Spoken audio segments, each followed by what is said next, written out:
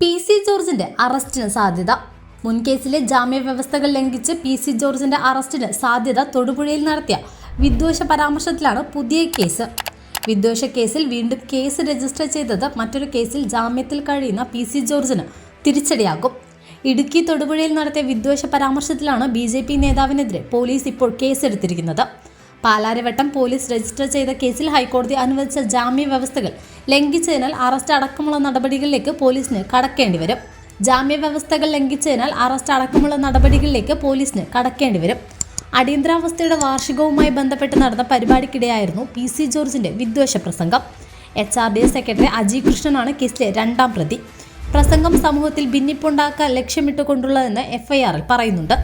പരാതി ലഭിച്ചിട്ടും കേസെടുക്കാൻ പോലീസ് തയ്യാറായിരുന്നില്ല. തുടർന്ന് പി.സി. ജോർജിനെതിരെ കേസെടുക്കണമെന്ന് തൊടുപുഴ ഫസ്റ്റ് ക്ലാസ് മജിസ്ട്രേറ്റ് കോടതിയാണ് തൊടുപുഴ പോലീസിന് നിർദ്ദേശം നൽകിയത്.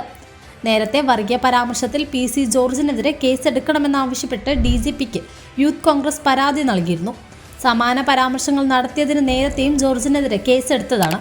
എന്നാൽ കൃത്യമായ ശിക്ഷ നൽകാത്തതുകൊണ്ടാണ് ജോർജ് തുടർച്ചയായി ഇത്തരം പരാമർശങ്ങൾ നടത്തുന്നതെന്നും പരാതിയിൽ സൂചിപ്പിച്ചിരുന്നു.